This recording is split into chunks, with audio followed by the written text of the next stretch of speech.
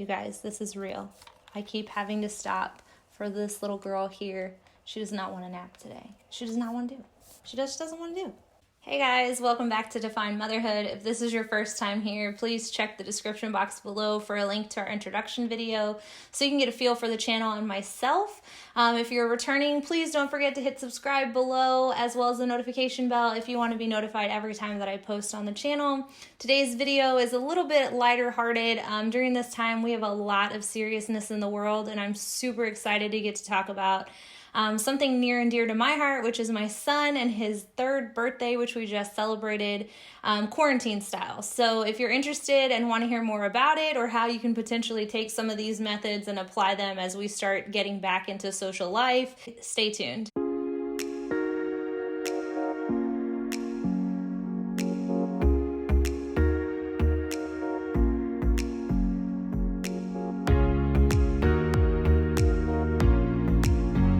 Okay, so sorry if the lighting looks different than my intro and my outro, but my daughter did not want to nap today. That's a topic for another video.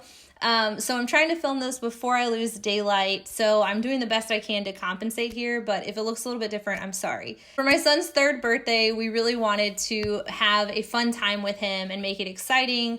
My husband and I, we always try to think about what he's most interested in so that as a 1-year-old, a 2-year-old, or a 3-year-old, from his perspective, whatever's happening around him is very exciting and catches his attention. So this year we decided to go with Disney Cars as our theme, which is the #1 thing I would recommend when you're looking to plan a child's birthday, regardless of age and aside from quarantine, is to pick a theme. But during quarantine especially, the main mantra, I guess, that you should have is plan ahead. That's the moral of the story.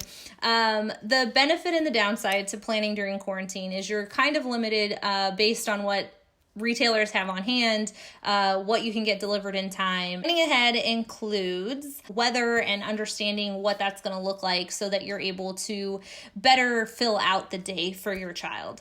The second thing that we looked at was planning activities. And during quarantine, and I would assume also as you start stair-stepping back into social life, it's important because a toddler's attention span is pretty short. And so you want to try to fill out the day for them a little bit and give them variation. And we've tried to do that for Caleb from his 1st birthday till now. And the way that we do that is I kind of like to create small workstations, if you will, or for this birthday, I guess you could call it pit stops. So what we did was we really looked at our house and said, okay, how can we maximize and planning out how to bring a space to life through those activities, as opposed to just purchasing a bunch of decorations. I really want them to be purposeful and intentional and interactive for him. So one of the things that I did purchase, which was limited because, like I said, you can use what you have if you pick a theme that they're interested in. I purchased a couple sets of tablecloths. This red one I actually used to cover our entry bench. And next to it, I'll put a photo in here. Next to it, I put a racetrack that he received as a gift a while back. I lined up all of his race cars on it so that he could see and get excited of all of his selection. And then it also is kind of cute because as a decoration, it kind of makes it feel like they're spectators. And so it just puts a little bit more life into it. The second activity that we planned for inside, which was probably one of the most fun in terms of interacting with him, we repurposed this checker print tablecloth that I purchased as a starting line for an indoor racetrack. And what we did was we moved some furniture around. We used some 3M painter's tape. If you guys don't have a stash, you need to get some. It's great for all sorts of activities and easy to take down without damaging any of your floors or walls or whatever. But we lined different areas of the house with this painter's tape, put arrows so he knew which way to go, and moved furniture where needed so that it was a little bit safer. My sweet husband created these steering wheels. So they're just styrofoam plates that we had. We only did, 4 of them. We did construction paper around the rim, and then my husband decorated the interior to make them look unique and different. So my son kind of felt like he was picking his race car. And we just lined up, and of course, as an adult, you're only going so fast, but we wanted him to feel like we were really interacting and engaging with him within the theme, and it made it exciting and something we could all really enjoy together. And that was the second activity, which probably got the most use. And then the other activity that we did was also using the checkered tablecloth. I purchased some table toppers, and I tried to put as much of the decor and feel at his level so that it's really something that takes him back and he can get excited about. And so what I did was I took a VTEC racetrack that we had, and I lined up some more of his cars, so it was like a second racing station. So that brought us to 3 total activities: indoor, variation throughout, and then of course the decor just really made it all come to life. The other thing that we did, which wasn't really as much of an activity, but for him was something exciting because of quarantine, we weren't able to have as many people over as what we would have wanted. Including family. And so what I did was I took photos that kind of were exciting things we've done in the last year or so, and printed them out, and then using the same painter's tape, taped them up to the spindles that we have on our staircase. And it created this really cool visual, but also he got to go and see people who maybe weren't able to be there and still feel excited and connected. And also it's all pictures of him with these people. So it kind of adds to that feel of him being the special person on that day. In terms of outdoor activities, we really just honed in on one new item, which we like to rent bouncy houses for him, or inflatables, because they're large enough that family members that are older can go in with him and enjoy that time. This year, we weren't about to rent an inflatable with the current situation, but Walmart and Target had really great deals on outdoor activity sets. And so one of those was this bouncy house here,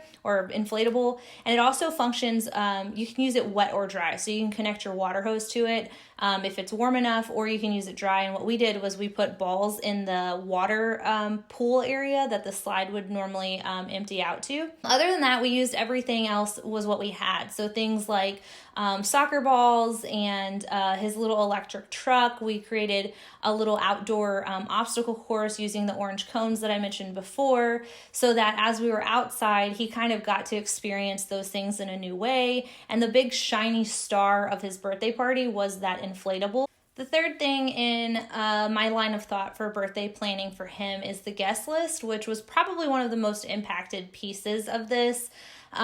Because under quarantine, obviously, we didn't want to have a lot of people. We saw really cute posts on social media of people doing birthday parades. My son, my family in general is just very close. And so my son is very affectionate and super interactive and hands-on with our family members. And we knew that the idea of people he loved and got so excited to see coming, driving by, and then saying bye and not stopping would probably break his heart more than make him excited. So we needed to think about it a little bit differently for him. So what we did was we spoke to our family, and the members of our family that we knew were important to be there, they self-quarantined for 14 days ahead of coming to the birthday so that they were in the clear to kind of interact with us. And then of course we kept it exceptionally limited. And then for anybody who couldn't attend, we wanted to make sure that he still felt like they were there. So we tried to take advantage of technology as much as possible. So we did things like, I showed you the photo wall, which helped. We also did FaceTime with his grandparents that live in Texas.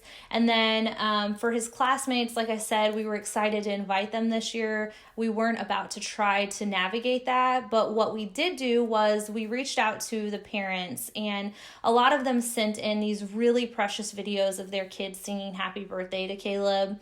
We stitched them all together and then played them for him after we did his cake. And he was just so excited to see his friends. He was naming them. And the beauty of it is, this is something that literally that day he watched over and over at least 6 or 7 times.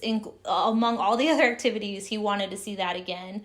And then the next day, still on that high, he was able to rewatch it, and in the days to follow. So anytime he feels sad or he's talking about his friends and missing them, we'll go to the video, and he kind of has that gift that keeps on giving.